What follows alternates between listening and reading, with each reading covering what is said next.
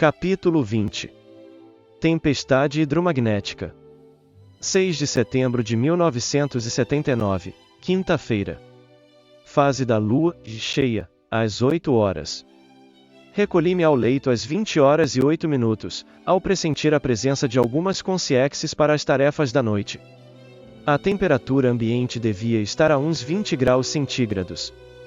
Deitei-me em decúbito dorsal, com um travesseiro sob o joelho direito e outro sob o braço esquerdo, colcha fina e cobertor sobre o corpo até o queixo.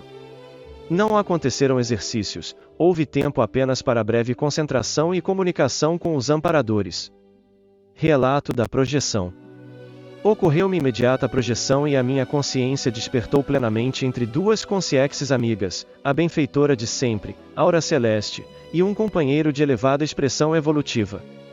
Esclareceram-me de imediato que a incursão visaria ao resgate de uma consciência enferma.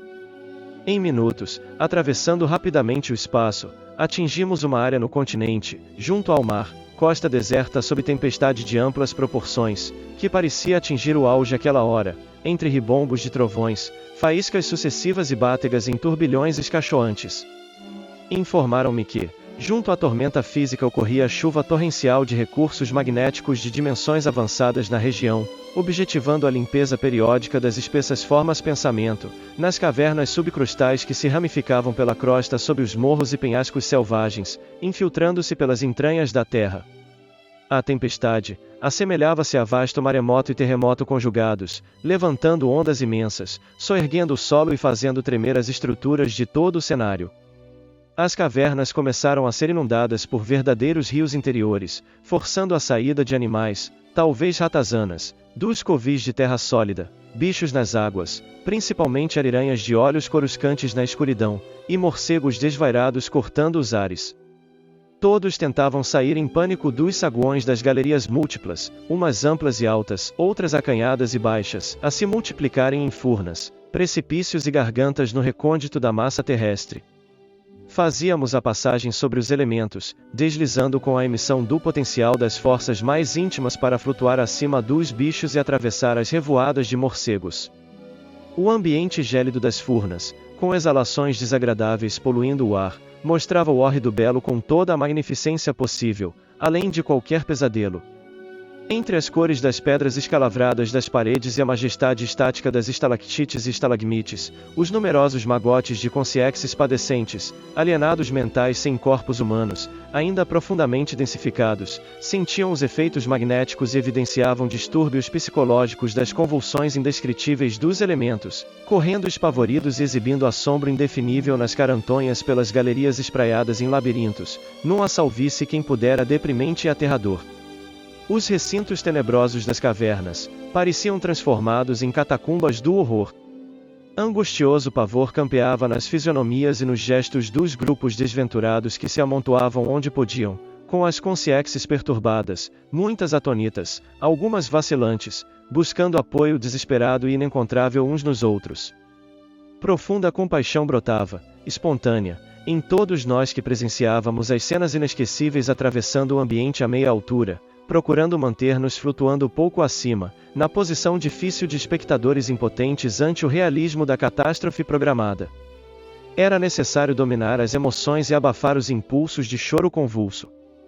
Seções dos elementos geológicos suspensos pareciam tremer e daí a pouco caíam fragorosamente sobre o leito turbilhonante das extensas grutas, que acolhiam considerável população extrafísica, vinda à tona nas águas misturadas de chuva e mar, saindo de cada enxovia escondida, poços de lama semelhantes a solitárias e cárceres encravados em esconderijos e tijucos, numa das piores atmosferas que se possa imaginar.